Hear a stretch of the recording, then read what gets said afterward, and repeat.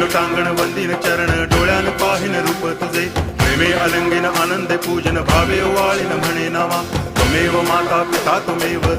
बंधुश्च सखा त्वमेव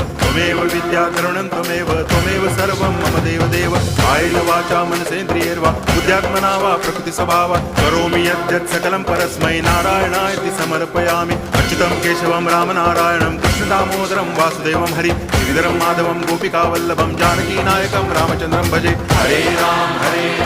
राम राम हरे हरे हरे कृष्ण